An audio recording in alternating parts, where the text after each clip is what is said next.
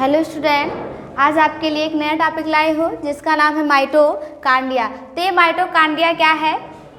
अगर बेसिक चीज़ें बताया जाए तो जो माइटोकांड्रिया है एक कोशिकांग है, ठीक है, जो कहाँ पे पाया जाता है? कोशिका के कोशिका द्रव्य में पाया जाता है, ठीक है।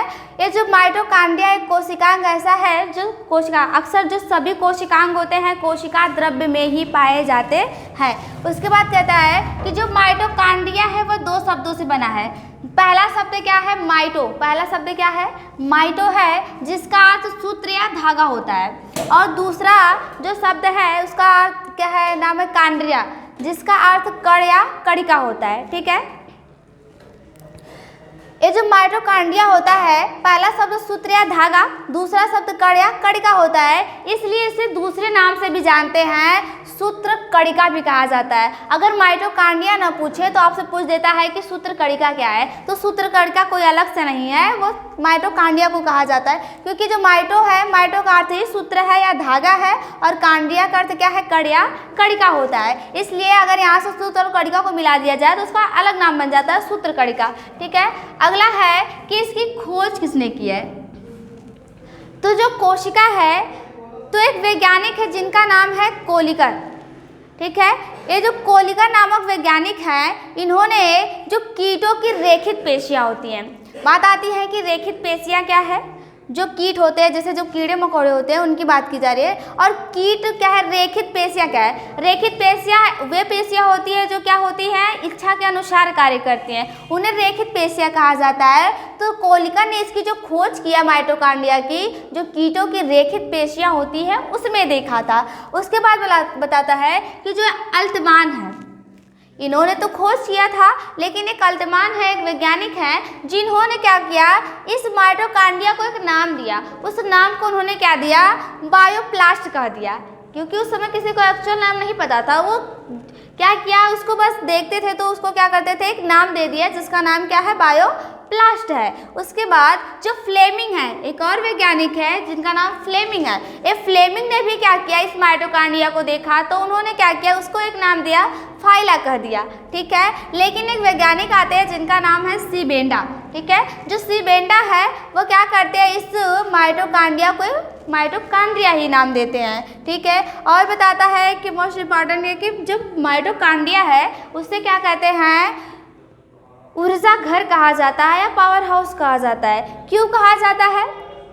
क्योंकि जो माइटोकांड्रिया होता है यह क्या करता है? जो भोज्य पदार्थ होते हैं इसका ऑक्सीकरण होता है इसी माइटोकांड्रिया। अगर आप फिगर देखना चाहें तो माइटोकांड्रिया का जो फिगर होता है,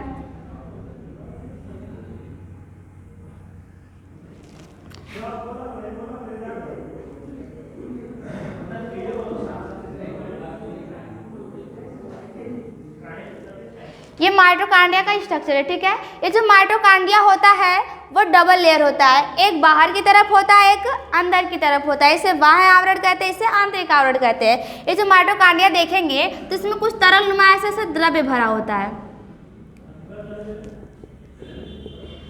इसे तरल नुमा द्रव्य भरा होता है।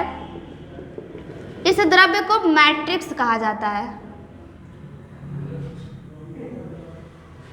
इसे मैट्रिक्स कहा जाता है। और इस मैट्रिक्स के अंदर इस आधार द्रव्य भी कह सकते हैं, मैट्रिक्स क्या उसको आधार द्रव्य भी कहते हैं,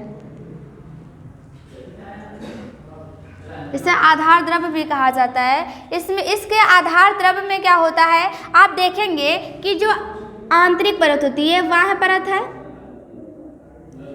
बाह्य परत है या बाहरी आवरण कह सकते हैं, यह आंतरिक है, आंतरिक परत है। ये जो आंतरिक परत होती है ये क्या करती है? जब बीच बीच में क्या करती है? मुड़ती है, तो एक अंगुली नाम क्या मतलब अंगुली के जैसा क्या बनाती है? संरचना बनाती है, ठीक है। इस अंगुली नुमा संरचना जो बनाती है उस पर छोटे छोटे कण ऐसे लगे होते हैं, ठीक है। और ये जो अंगुली नुमा संरचना इसको क्रिस्टी कहा जाता है,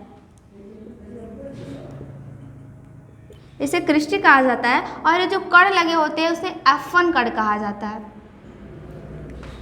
इसे F1 कण कहा जाता है। और इसके कोशिका द्रव्य में क्या होता है? इसका आनुवांशिक पदार्थ DNA ऐसे पाया जाता है। ये क्या है?